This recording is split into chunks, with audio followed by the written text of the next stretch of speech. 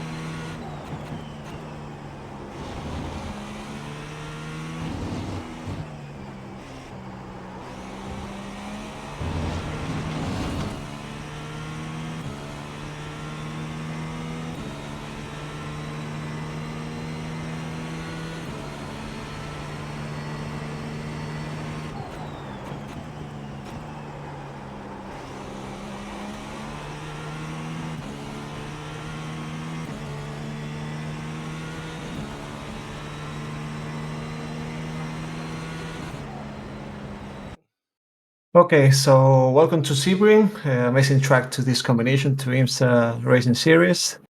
And we are on the main straight. We have to pay attention to the wall on the right because it's gonna open for the first corner. You can see here plenty of space here for the first corner, and we see the wall on the right close into the pit lane and then go straight a little bit. So that is our point to this change of direction, is our point of braking and turning in, because it's a blind apex at first, so you have to be very committed to this corner. So at this point we turn it in, we brakes, and now we have to pay attention to this cone on the fence here on the left, because it's going to be our apex for the first corner. But as you can see here, you have to be now on throttle, and now you can see that the apex is right here, that the cone is the mark. So we have to be very close to the inside and commit with the car and with the setup to make the car rotate with throttle, and now open the steering wheel to gain the max speed as we can, and taking really care with the outside, because this sand here, it's a really easy off track to do. So you can go over the curb, but not too much far from it. So at this point, for turn 2, we have to put the car on the middle part of the track to have a really good position in a straight to brake for the corner number 2. So we have to put the car on parallel for the white line of this, and we are braking in the first line of cones. So heavy brakes again, 90%. And we're reaching the corner 2, that it's a late apex. It seems like it has a first apex here with these marks, but we have to pay attention at this second one. As you can see here on the left, this is our apex, so we are closing to that point. And with these cars, it's better to not touch these first curves because they are too high. As you can see right here, they are too high, and with these stiff cars, you can see, you're gonna lose a lot of traction and the control of the car. So it's better to just maybe clip a little bit the curb. Obviously the same for the second one. The GT3s goes over this curve, but we can only clip a little bit, as you can see. And now we sacrifice the exit of this right-hander to put the car to the right part of the track to have a good rotation and a good exit for the next corner. That is another late apex. As you can see, there is marks here, but it's not our apex. So we wait a little bit more and we close the steering wheel to this apex here on the left. Again, you can clip a little bit, but it's better to not touch it. And we open the steering wheel really smoothly with the throttle because it's really slippery. It's too hot here in Sebring this week. And careful again with the curve on the right because it's again really high. And if you go over it, you can bottom or you can lose the rear in the hot surface. Okay, now we're reaching the hairpin here in Sebring, and our braking point is going to be the first line of cones again. Is the heaviest braking zone here in Sebring, 95%. You can see, maybe you can clip the 100, but you have to release really fast to not lock the front tire. And while turning in, we have to brake as much as straight as we can, and we have to be in a late apex here again. We are not touching the first part of the curve.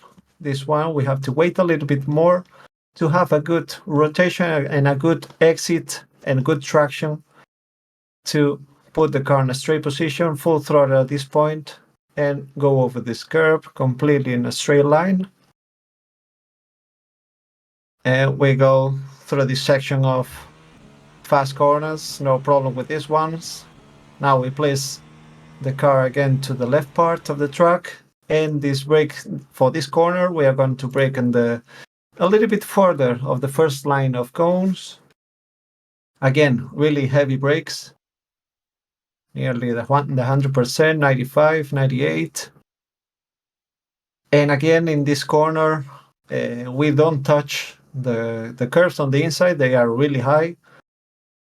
So we have to trail brake a little bit and smooth with the throttle. We sacrifice a little bit the exit of this corner. We don't need to go to this curve on the left, because if we go too far to the left, we are in a problem to do the next corner that is flat out, but you have to force too much the car. So we sacrifice a little bit the exit of this one, and we place the car near the middle part of the track, and we close completely flat out for this left-hander, these two left-handers.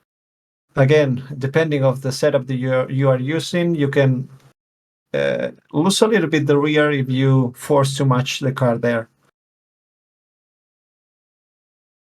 Okay, and for this next corner, I prefer to brake as much and straight as I can, because you can, if you go too close to the right in this first corner, you have to force the car too much to the left for the next corner, because another right-hander that it's right up to this right-hander. So I prefer to go in the middle part of the track and open the steering wheel a little bit to place the car in a straight position.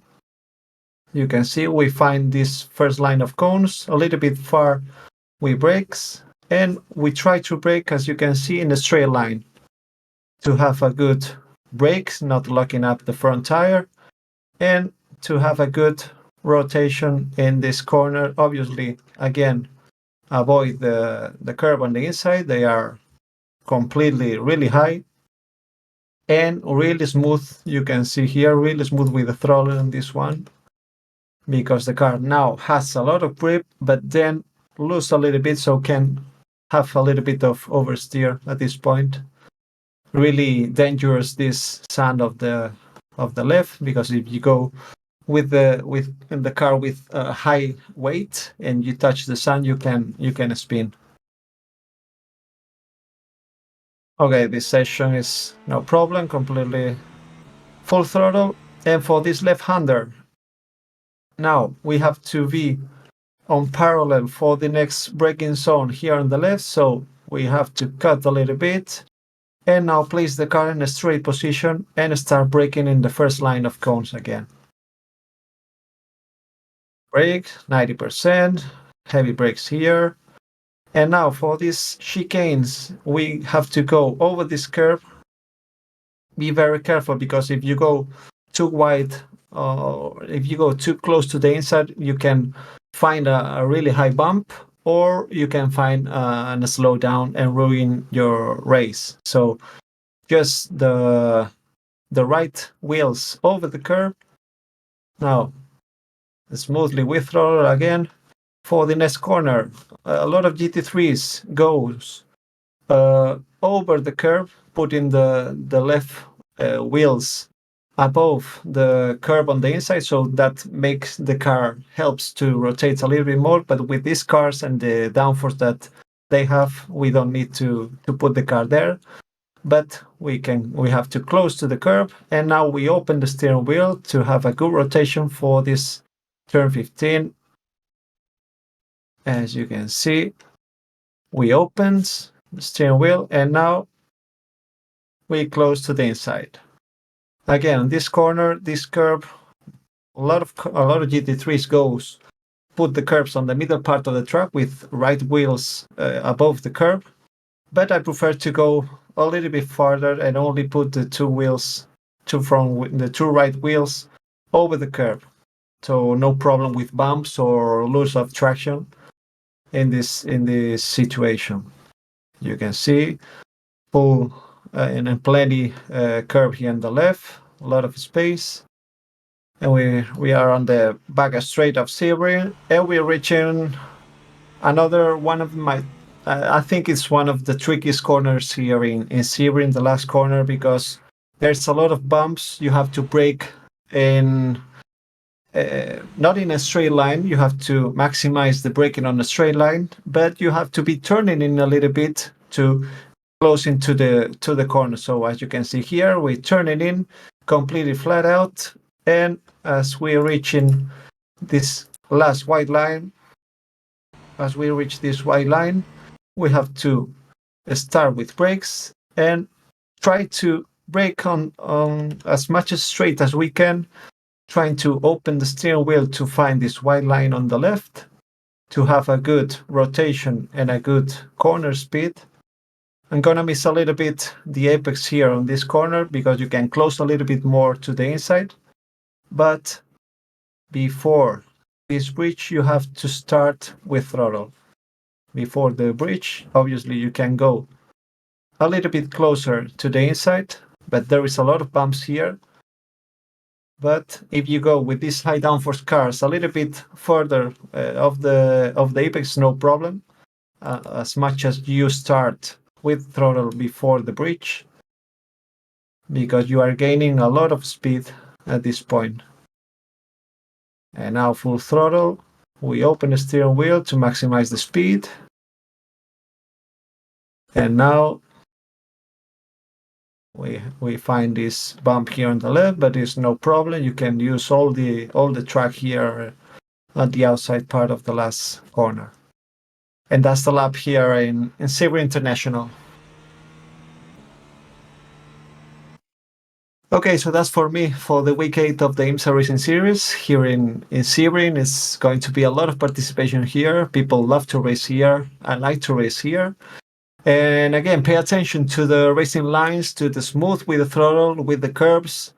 And if you have any doubts, just don't forget to put on comments on our Discord channel. And see you in the next lap guide for more laps, more fast laps, and more tracks and more combinations. See you in track. Bye-bye.